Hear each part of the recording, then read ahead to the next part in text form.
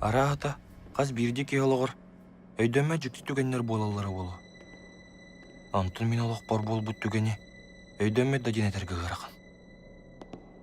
Бирді, биреме тоқтуан қалыпты. Олар әрі мейға, жайбатаға.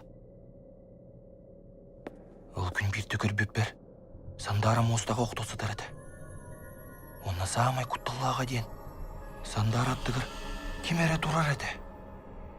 Ити кем болылағай. Туғы кыммыды екені сандараға.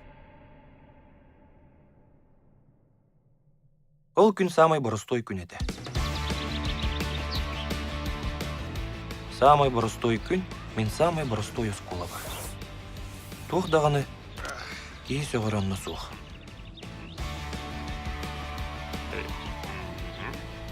Ая!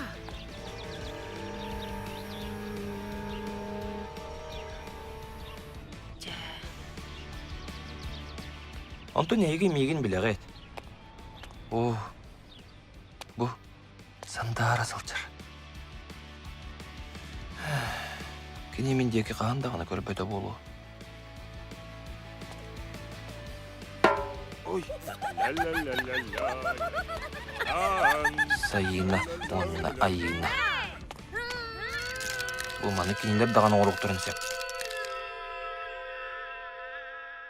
Бәрі, ол күнесе тоқ бол бұдай.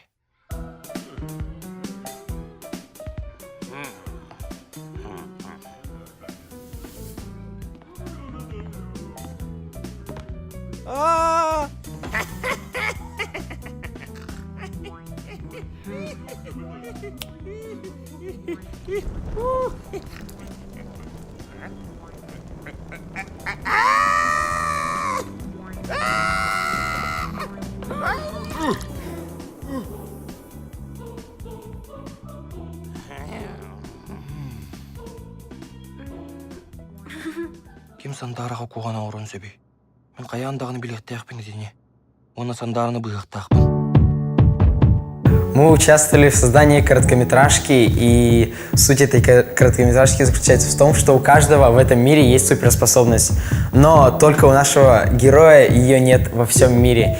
И по мере действия сюжета герой будет сталкиваться с трудностями, а герой попадает в большие неприятности, потому что с девушкой, которая ему нравится, случилось что-то плохое. А нравится она, потому что она топит за справедливость. Она единственная в классе, она практически ни с кем не разговаривает, но если случается что-то такое, несправедливое, она всегда защитит слабого. Из всех персонажей короткометражки мне понравился главный герой, так как он такой простой и его легко понять. Он родился без суперспособностей, а в этом мире все имеют какие-то способности. Благодаря главному герою можно понять этот мир короткометражки. Моя любимая сцена в мультфильме – та сцена, где показывается школа издалека, внешний мир. В основном короткометражные мультфильмы зациклены в одном маленьком пространстве, и мир кажется намного меньше. Но когда показывается школа, нам большая, со стороны, идет куча учеников, видно, как их много, и то, что очень много способностей. Есть место для дальнейшего сюжета. С самого начала мы, наверное, начали делать анимацию людей. Самых персонажей очень сложно сделать, у них очень много костей, их сложно анимировать, все это смешивается в одну кучу, иногда кости просто слетают, и ты не знаешь, что делать, и тебе приходится начинать все заново. А если ты не сохранил анимацию, это все еще хуже. Тодетерген, она жинах характерын, тусанырын ең көрдірір ырхан бұлайды. Аны мен самый ырғапытым ден зритель эти көріргір тынақ күрдік болықтақ персонаж. Оны көріңген видео, оны көріңген верененген.